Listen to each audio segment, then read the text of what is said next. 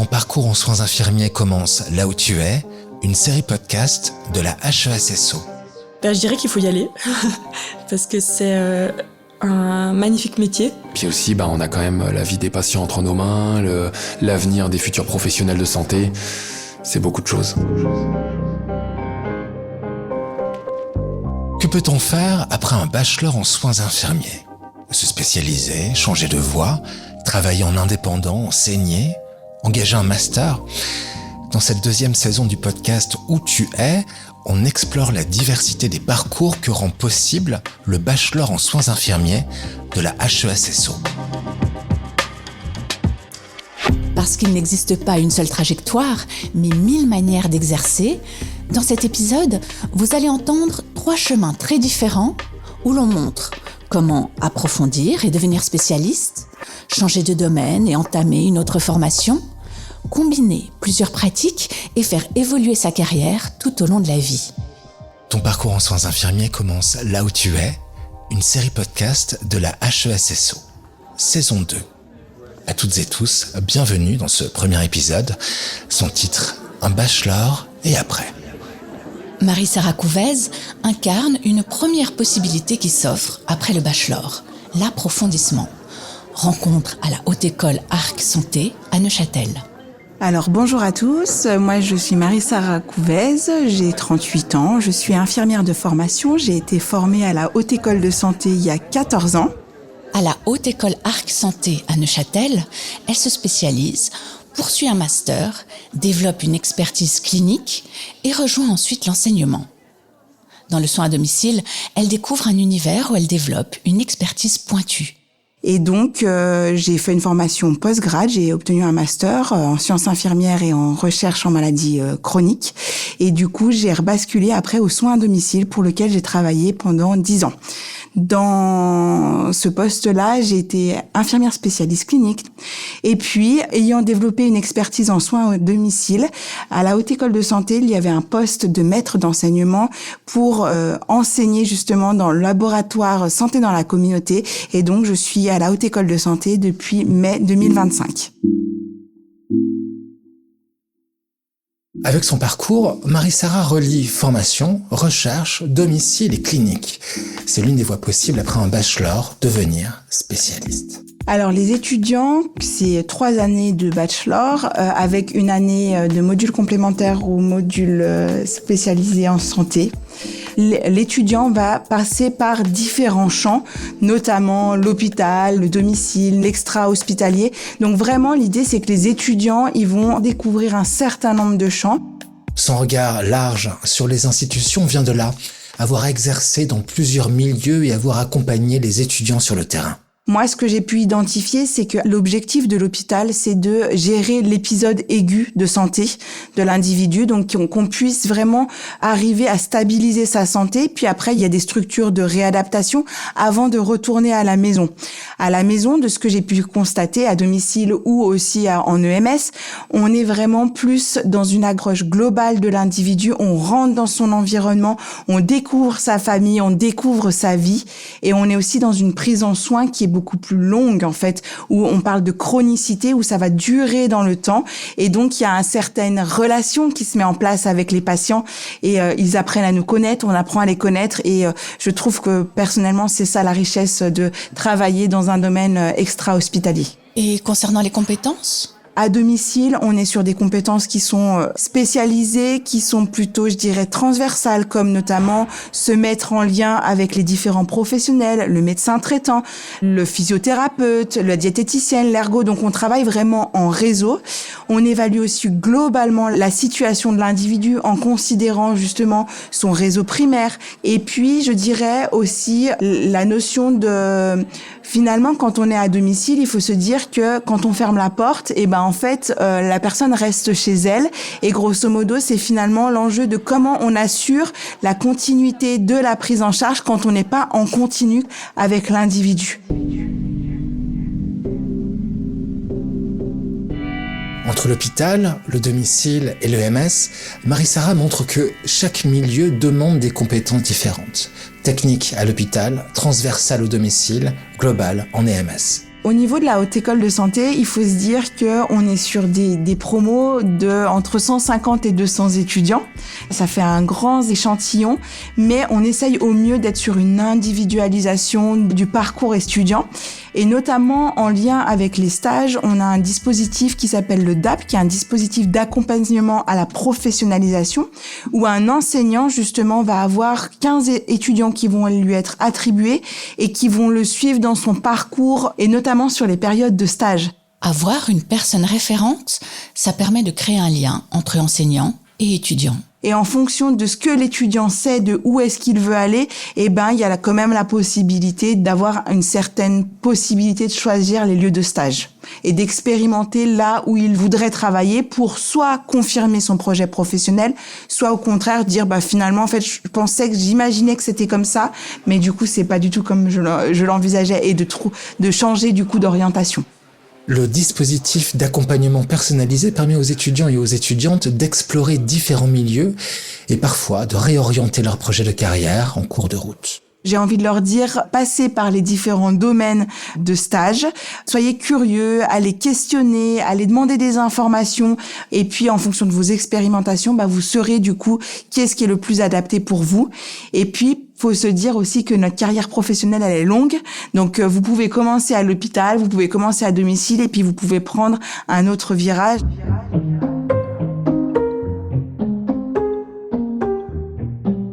Je m'appelle Louise Tilbury, j'ai 29 ans, je viens de Lausanne. Avec Louise Tilbury, on découvre une autre possibilité. Un bachelor peut aussi être une étape avant une réorientation vers une autre profession. Dans son cas, devenir sage-femme. On la rencontre en décembre 2025 à l'Institut et Haute École de la Santé La Source à Lausanne. J'ai commencé le bachelor en soins infirmiers après avoir fait l'année propédeutique santé. Le bachelor en soins infirmiers, il a été très général. Moi, en fait, je savais déjà que je voulais être sage-femme.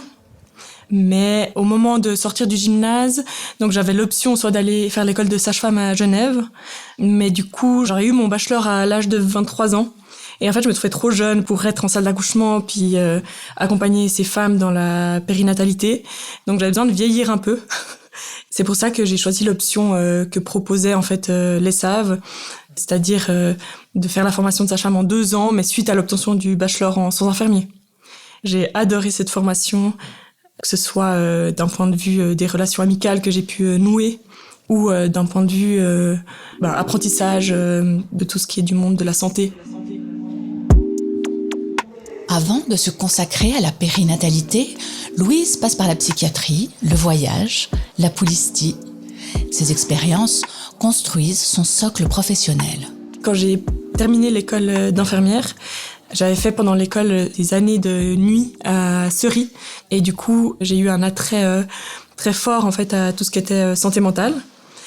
Et en sortant de ma soutenance de travail de bachelor de l'école d'infirmière, j'ai reçu un appel du département de psychiatrie qui me disait qu'ils avaient besoin de quelqu'un dès le lendemain presque pour remplacer un congé maladie aux urgences psychiatriques adultes en CDD. Donc du coup, j'ai sauté sur l'occasion. Ça a été une expérience très enrichissante. Ça a duré pas très longtemps, quelques mois. Ensuite, je suis partie voyager et puis après, on m'a proposé un poste de pouliste. Le fait d'appartenir à une équipe de remplacement, du coup, on est amené à les remplacer un peu dans les différents services. Ce qui demande une très grande capacité d'adaptation, surtout quand on sort de l'école. Mais moi, ça a été surtout plutôt une grande source d'apprentissage. Ces expériences lui ouvriront les portes de la formation de sage-femme, puis de la santé sexuelle et du master en sciences de la santé. Du coup, j'ai fait d'abord l'unité d'hospitalisation prénatale en sortant de l'école. Après, j'ai été au postpartum. Et puis après, j'avais très envie de me former encore. J'avais très peu d'outils et de clés de compréhension de la santé sexuelle, qui est un domaine qui est omniprésent et puis qui est complètement rattaché en fait à la périnatalité. Donc j'ai voulu me former avec un CAS en santé sexuelle. Aujourd'hui, en parallèle du terrain, Louise suit un master en sciences de la santé, une formation ancrée dans l'interprofessionnalité. Moi, j'ai toujours besoin de comprendre les mécanismes, comment le système fonctionne, comment est-ce qu'on collabore tous ensemble, et pas seulement être dans de l'exécution, même si l'exécution, elle peut être pratiquée de manière très réflexive, puis ça, c'est quand même l'essence même du métier de sage-femme et d'infirmière. Quand t'as 12 ans, s'imagine sage-femme, et puis qu'on devient sage-femme, il y a eu une grande différence. Ça correspond à vos attentes, c'est aller au-delà, c'était décevant, c'était mieux. En fait, dans mes souvenirs, c'est ma mère qui m'a dit « Mais tu voudrais pas être sage-femme ?» Putain, mais c'est quoi? Et quand elle m'a expliqué, je dis « Oui, c'est ça que je veux faire. » Et puis une autre fois, j'étais allée avec Mario Guéry, qui était du coup le médecin-chef de l'hôpital d'enfance à l'époque. Il est à la retraite maintenant. Ça me plaisait vraiment bien, cette idée-là. Mais quand j'ai su qu'il fallait faire médecine à l'Uni, j'ai très vite déchanté parce que j'avais besoin d'aller vraiment dans quelque chose de plus pratique. D'où aussi l'orientation HES. Après sa propédeutique santé, Louise retrouve Mario Guéry, à qui elle confie vouloir devenir infirmière, puis sage-femme. Il lui propose alors de partir dans un dispensaire au Sénégal. Elle a 18 ans. Ça a été une expérience très formatrice, très intense. Je crois que j'étais pas très prête à vivre tout ça à mon âge. C'est vrai que j'avais un idéal de pratique et puis de représentation du métier. Et puis c'est vrai qu'on dit souvent que ce qu'on voit dans les cours ou quand on est aux études et puis le terrain, il y a un fossé souvent. Moi, je me suis pris de plein fouet, je dirais. Mais ça fait que grandir en fait l'amour et l'intérêt que j'ai pour ce métier. Et puis je crois que maintenant mes papiers me permettent un peu de rassembler toutes les idées, toutes les compétences pour être la sage-femme que j'ai toujours voulu être ou que j'ai aspiré à devenir en voyant la réalité du terrain. Et lorsqu'on lui demande ce qu'elle dirait à une jeune personne qui hésite à se lancer, voici sa réponse. Je dirais qu'il faut y aller parce que c'est un magnifique métier. Alors je dirais autant infirmière que sage-femme, hein. Mais je dirais de vraiment bien se renseigner sur en fait qu'est-ce que le métier réellement. Ouais, d'avoir un intérêt pour tout ce qui est justice reproductive, pour tout ce qui est pour la santé de la femme de manière globale. Et puis c'est un métier qui est profondément féministe, je dirais.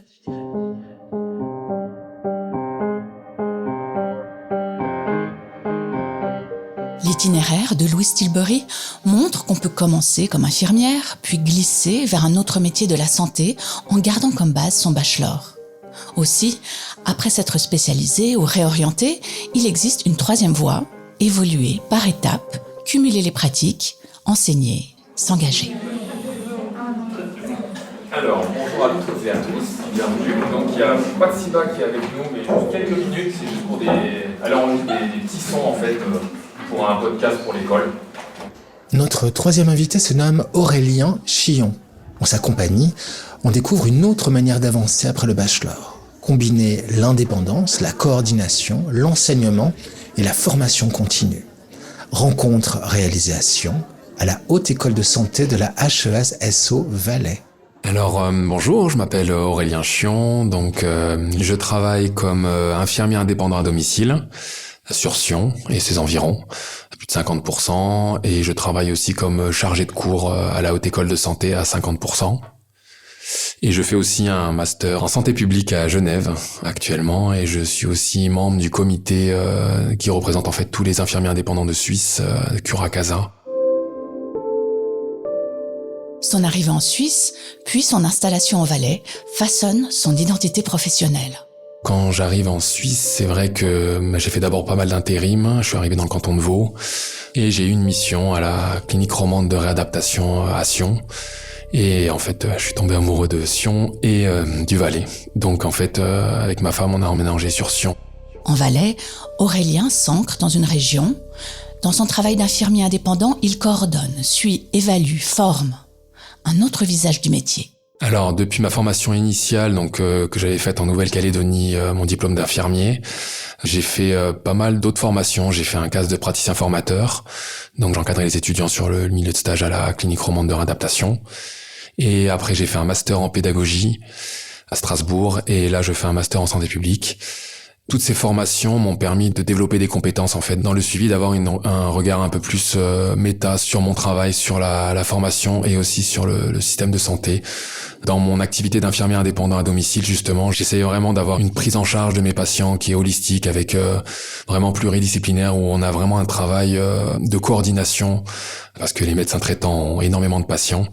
Et donc, nous, on fait vraiment le lien entre médecin traitant, patient, famille, tous les différents professionnels, que ce soit ergo, physio, pour justement que les personnes puissent rester à domicile le plus longtemps possible. En Valais, Aurélien trouve un territoire, une pratique et une manière de travailler qui lui conviennent. Depuis que j'exerce comme infirmier donc sur Sion, c'est vrai que j'ai pu observer pas mal de changements au niveau de la charge de travail et puis les responsabilités aussi. Surtout maintenant en tant qu'infirmier indépendant, j'ai vraiment une autonomie, une responsabilité que j'aurais pas soupçonné en amont. Mais en fait, on fait vraiment une prise en charge globale du patient. La complexité, elle change. Après, bien entendu, avec l'évolution des coûts de la santé, donc il y a d'autres dynamiques aussi au niveau écologique. Il y a plein de questions qui, au début de ma pratique, rentraient pas du tout dans les équations, et maintenant sur lesquelles on est vraiment plus sensible. Son métier change. Plus d'autonomie, plus de responsabilités et de nouveaux enjeux sociaux et économiques. Je pense que c'est depuis le Covid et puis aussi depuis l'initiative sur les soins infirmiers forts, où c'est vrai qu'il y a une reconnaissance qui est bien plus importante que ce qu'elle a pu être. Je pense que notre métier maintenant, il est vraiment considéré pas que dans les milieux de soins, mais aussi par la population en général. On a un retour en tout cas positif. En général, quand je dis que je suis infirmier, ça suscite toujours un retour positif et puis de la bienveillance et de la reconnaissance presque. Lorsque nous le retrouvons à la HESSO Valais, Aurélien s'apprête à enseigner aux étudiantes et étudiants de 3e année. Derniers échanges avant le début de son cours. Les objectifs pédagogiques, donc comprendre la prise en charge initiale des patients atteints de brûlure. Je suis pas mal d'étudiants, j'en ai suivi pas mal quand j'étais praticien formateur, donc sur les milieux de stage, et maintenant plus à l'école d'infirmiers et d'infirmières dans lequel j'enseigne à 50%. Et c'est vrai que j'ai pu voir une évolution notable des comportements des étudiants. Il y a énormément de positif dans le sens où ils vont avoir une volonté de faire reconnaître le travail, de pas prendre systématiquement comptant les conditions de travail ou les choses comme ça. Ils vont être peut-être un peu plus revendicateurs, on va dire, ou exiger davantage des milieux et des employeurs en fait que à mon époque. Et ça, je pense que ça va faire vraiment évoluer notre métier. Avant de quitter Aurélien, on lui demande quel sentiment domine aujourd'hui dans son rapport au métier. C'est de la curiosité. Et puis, en termes d'émotions un peu plus traditionnelles, on va dire, c'est vraiment un petit peu de fierté aussi, de l'envie de continuer à faire partie du changement, à être intéressé par mon travail. Et puis aussi, on a quand même la vie des patients entre nos mains, l'avenir des futurs professionnels de santé. C'est beaucoup de choses. Le message d'Aurélien, rester curieux, mobile, engagé et avancer avec son métier.